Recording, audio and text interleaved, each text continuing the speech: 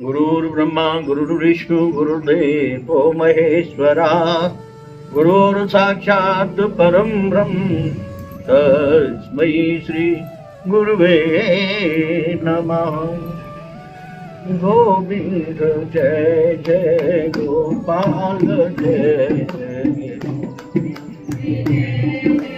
गोपाल जय जय गोविंद जय जय गोपाल जय जय गोविंद जय जय गोपाल जय जय राधा रमण हरे गोविंद जय जय राधा रमण हरि गोविंद जय जय राधा रमण हरे गोविंद जय जय राधा रमण हरि गोविंद जय जय बोलो सच्चिदानंद भगवान की।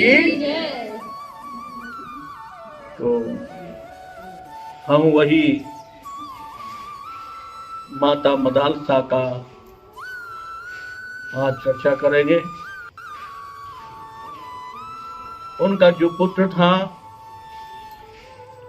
जो राजा ने ले लिया था, राज कर रहा था, बड़े पुत्र स्वभाव अलर्क के द्वारा उसे ज्ञान का उपदेश दिया, परंतु राज सत्ता होने के कारण श्री रामचरितमानस में कहा है कि को लोभी हो, क्रोधी हो, कामी हो, राज सत्ता पर हो, मोह हो, उसको धर्म का, ज्ञान का, वैराग्य का उपदेश लगता नहीं। कितना भी कहा जाए, क्रोधी ही सम कामी ही हर कथा, ऊसर बीज बहे पंचता। क्रोधी को कहे कि तू समानता का व्यवहार रख, नहीं रख सकता। कामी को कहे कि तू भगवान की चर्चा सुन, नहीं सुन सकता। अगर सुनेगा भी तो उसके ऊपर कुछ बैठेगा नहीं।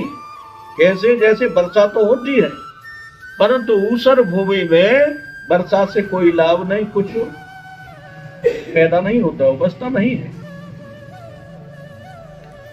तो कोई उपदेश नहीं लगा। तब मदालसा के बड़े बेटे ने अपने मामू को कहा कि तुम इस पर चढ़ाई कर दो और इसे युद्ध में डराओ। ऐसा ही हुआ। काशीराज ने लोग बस चढ़ाई की, युद्ध होने को था।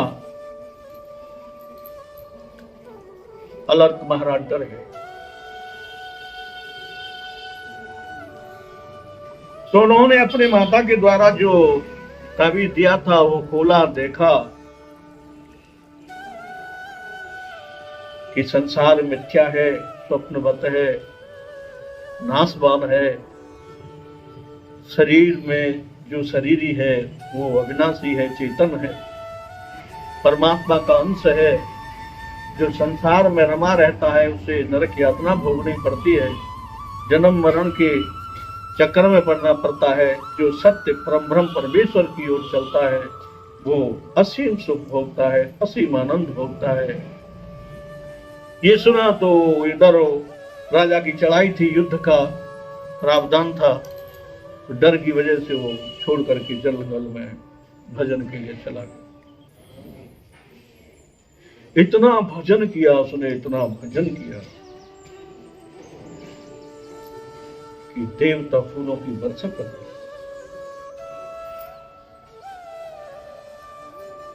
जब वो संसार में भ्रमण करने लगे तो बड़े बड़े चमत्कार होने लगे। एक समय का जिक्र भक्त सुधामाल में किया गया है कि अलर्क महाराज घूमते घूमते एक दिव्य सरोवर के तट तक पहुंचे, तो उस सरोवर पर एक मुर्दा पड़ा हुआ था और अलर्क महाराज ने देखा कि सरोवर के किनारे पर मुर्दा पड़ा है। इसी समय दो पिशाच आए और आपस में लड़ने लगे। आपस में द्वंद्व युद्ध होने लगा। अलर्क ने पूछा कि तुम लड़ते क्यों हो? तब उन्होंने कहा कि हम दोनों भूखे हैं और ये मुर्दा पड़ा है, उसको हम खाने के लिए आए हैं। ये कहता है कि मेरा है, मैं कहता हूं मेरा है, हम में निर्णय नहीं हो पा रहा है,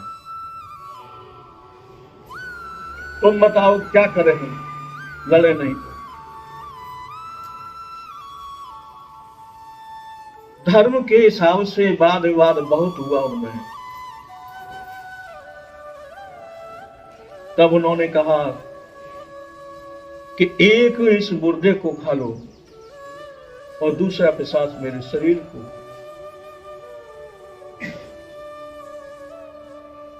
एक पिशाच उस मुर्दे को खाने लगा, दूसरा पिशाच अलर्क महाराज के शरीर में प्रहार करने लगा, खाने के लिए मांस निकालने लगा। लेकिन उन्हें कोई वेदना नहीं हुई, निष्काम भाव से उसे अपना शरीर समर्पित कर दिया। जब देखा कि इनको कोई भय नहीं, कोई संकोच नहीं, कोई लोभ नहीं, तो दोनों पिशाच प्रकट हुए। एक में भगवान विष्णु थे और एक में भगवान शिव। दोनों का दर्शन हुआ अलर्क महाराज को। भगवान विष्णु और शिव जी ने कहा कि वो वरदान मांग, हम तुझसे बहुत प्रसन्न हैं। ऐसा भक्त कोई नहीं जो अपने शरीर को हमें अर्पित कर दे। शरणागति शरीर की ही होती है,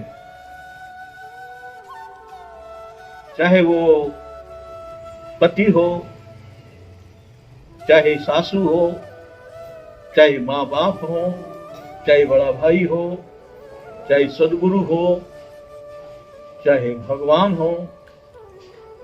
शरणागति का तात्पर्य यही है कि अपना मन, वचन, कर्म, शरीर सब तुम्हारा है। ये रिश्ता जब निभ जाता है तो परमात्मा की और समग्र प्रकृति में जो देव समाज है उसे आशीर्वाद प्राप्त होता है सबका।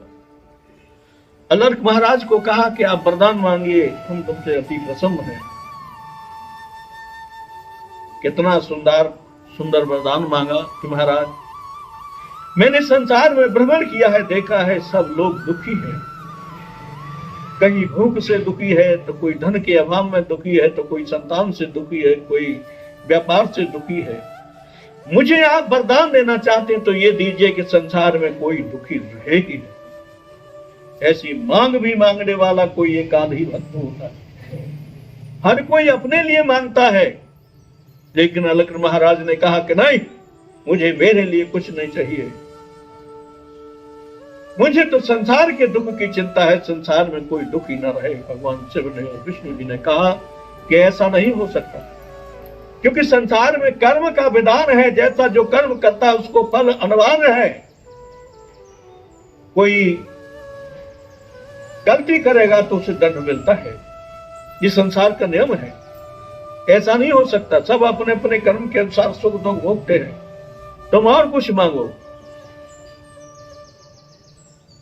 तो उन्होंने कहा नहीं, आप दे सकते हैं तो ये दीजिए, नहीं मुझे कोई वरदान की आवश्यकता नहीं है, मैं अपने प्रभु में, अपने ब्रह्म में संतुष्ट हूं, प्रसन्न। तो उन्होंने कहा कि चलो हम तुम्हें ये वरदान देते हैं अपनी तरफ से कि तुम्हारे समीप में जो कोई आएगा उसका दुख दर्द स्वयं मिट जाएगा, तुम्हें वो सामर्थ्य प्राप्त हो जाएगी। तब उन्होंने कहा कि महाराज, ये तो मेरे लिए दे दिया, मैं तो अपने लिए मांग ही नहीं रहा, आप इसमें देना चाहते हो और बढ़ा दीजिए कि जो आपका निष्काम भाव से सेवक हो, भक्त हो, उसके पास जो कोई भी जाए उसके सारी समस्याएं समाधान हो जानी चाहिए। ये वरदान आप देना देते हैं तो मुझे ये वरदान दीजिए कि जगत में, ब्रह्मांड में, संसार में कोई भक्त हो आपका और उसके पास कोई जाए, उसे ऐसी सामर्थ्य हो कि वो उसका दुख दर्द दूर हो जाए। ऐसा होता भी है, हमने प्रैक्टिकल करके देखा है कि जब भक्त के दर्शन के लिए जाते हैं, संत दरस जिम पातक टरहि, संतों के दर्शन से स्वयं पाप हट जाते हैं। रामचरितमानस में कहा है। तो कितना सुंदर वरदान मांगा अलख महाराज ने, वो वरदान उन्हें दिया और भगवान ने कहा तुम्हारी क्या इच्छा है वह कहो। जब उन्होंने कहा महाराज आप यही कहना चाहते हैं तो मुझे मेरे प्रभु के पास जाने की अनुमति दीजिए। मैं अपने भगवान के पास जाना चाहता हूँ, मैं अपने परम धाम में जाना चाहता हूँ जहां मेरी माता मदालसा, मेरे पिता रतिध्वज और मेरे भाई के। प्रभु ने कृपा की, सुंदर विमान आया और उसमें वो बैठ करके अपने परिवारी जनों के पास भगवान के धाम में पहुंच। तो भगवान के धाम में सबको एक सी जगह नहीं मिलती, वहां भी कम बड़ का विधान है। कैसे है? हमारे धर्म ग्रंथों में, वेद पुराण शास्त्रों में 4 प्रकार की भगवान की धाम में जाने की विधि रखी है। कहीं कहीं शास्त्रों में 5 विधान रखे गए हैं,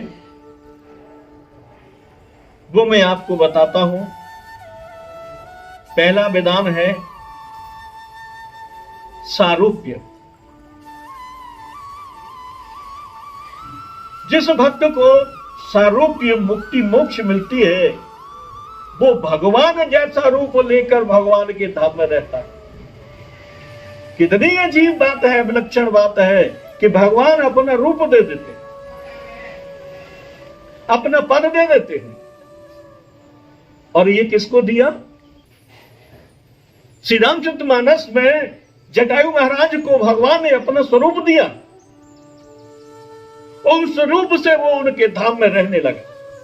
कैसा स्वरूप था कि गीध देख तज धरि हरि रूपा, बहुभूषण पट पीत नूपा, श्याम गात विशाल भुजचारी, अस्तुत करगे नैन भरि बारी।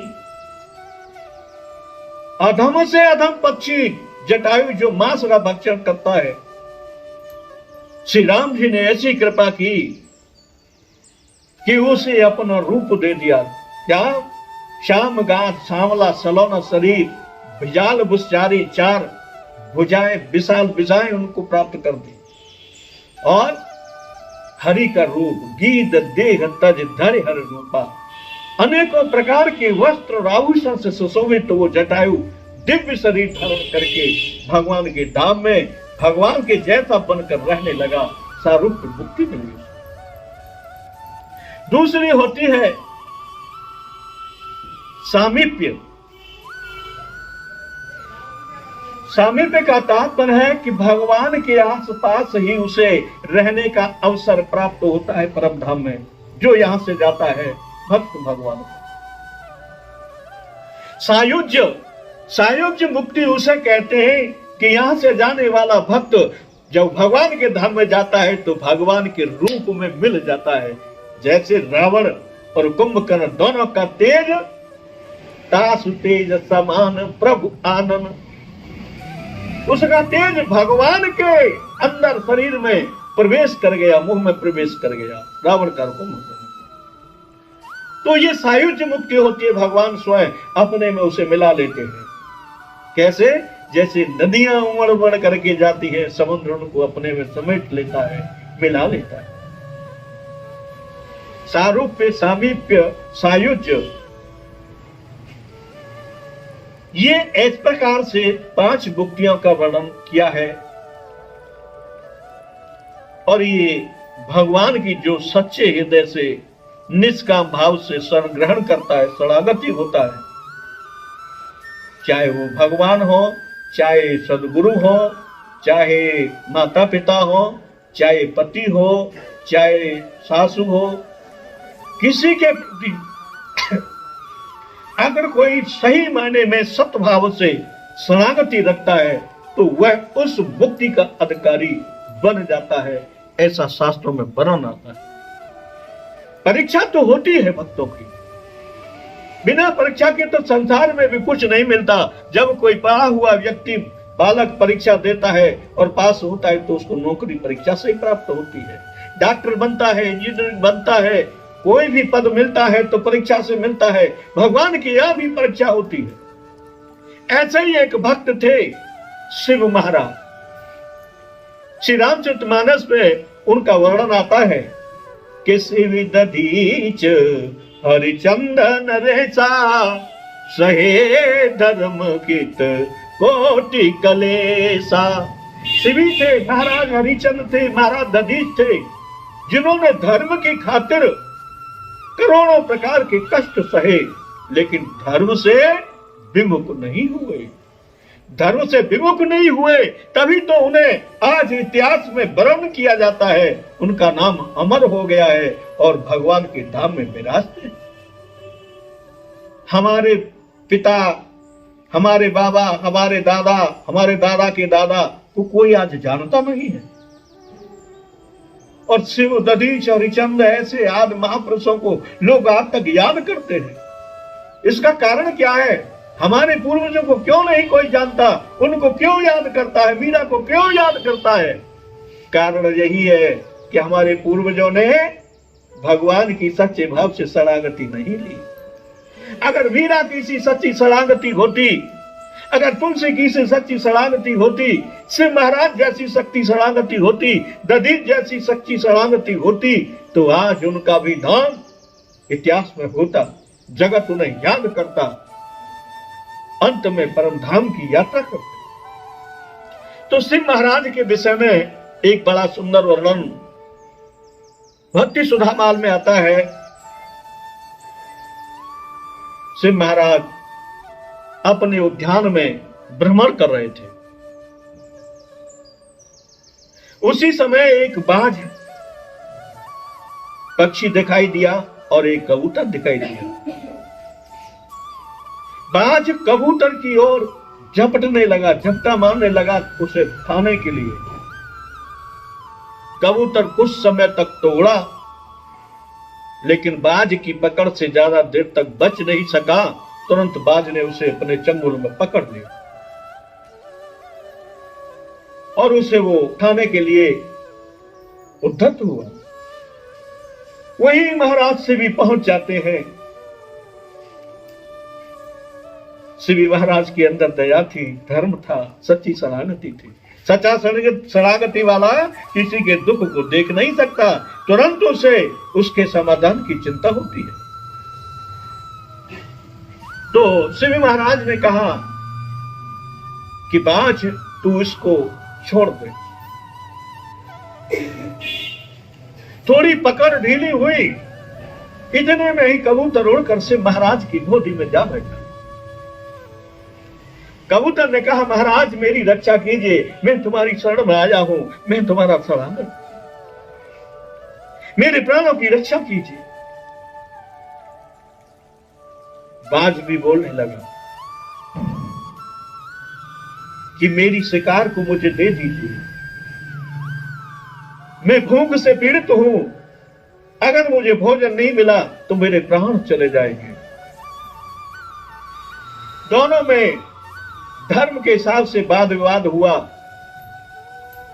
अंत में निर्णय यह हुआ कि शिव महाराज ने कहा कि ये कबूतर के बदले में जितना मांस तुझे चाहिए वो मैं अपने शरीर से दूंगा। बाज ने हाँ कर दी, संतुष्टि हुई। तराजू मंगाई गई, एक पड़ले में कबूतर रखा और दूसरे पड़ले में महाराज शिव अपना मांस काट काट करके उसमें रखने लगे। लेकिन कबूतर का पड़ला भारी ही बनता जा रहा था और रखा, पूरा शरीर काट काट कर रख दिया, मात्र धड़ सिर बचा, लेकिन फिर भी पड़ला नीचे था। अंत में शिव महाराज ने पूरा शरीर उस पर रख दिया और अपने हाथ से उसे तलवार से अपनी गर्दन को काटने लगे उसे भोजन के लिए।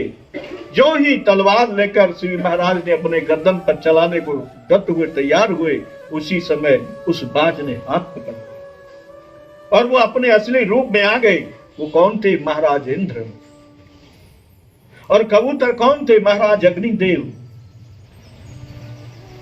दोनों ने कहा कि हम तुम्हारी दानशीलता से, धर्म से और शरणागत भाव से आज प्रसन्न हैं। तुम्हें जन साधारण के लिए कितना ममता और कितना प्रेम है कि एक नातुक्ष पक्षी कबूतर के लिए अपने को समर्पण कर दिया, अपना शरीर ही हमें दे दिया। हम बड़े प्रसन्न हैं। कहो क्या वरदान चाहते हो? शिव महाराज ने कहा कि मैं वरदान नहीं लेना चाहता, मुझे कोई आवश्यकता नहीं है। अगर आप देना ही चाहते हैं तो इतना दीजिए कि मेरा मन भगवान में रम जाए, मुझे भगवान की भक्ति प्राप्त हो जाए। इंद्रदेव ने और अग्निदेव ने दोनों ने आशीर्वाद दिया। कहने का तात्पर्य है कि जब तक सच्ची शरणागति किसी के प्रति नहीं होगी, ये भाव जागृत नहीं होगा। अगर शिव महाराज की सच्ची शरणागति नहीं होती तो प्राणों का लोभ होगा, अपने को बचाने की इच्छा होती है। जहां सच्ची शरणागति का तात्पर्य है कि शरीर, मन, वचन, कर्म सब मेरा तेरे लिए है, ये रिश्ता निभ जाए तो कोई तपस्या की, कोई भजन की आवश्यकता नहीं पड़ेगी और उसे वो गति प्राप्त होगी जो बड़े बड़े मुनियों को, वैरागियों को, योगियों को प्राप्त होगी। परंतु वो रिश्ता हमारे अवगुणों के कारण निभ नहीं पाता, इसलिए हमें नरक की यातना भोगनी पड़ती है, नाना प्रकार के जन्म धारण करने पड़ते हैं। इस विषय पर चिंतन करके देखेंगे, मनन करेंगे तो वेदों का सार समझ में आएगा। बोलो सच्चिदानंद भगवान की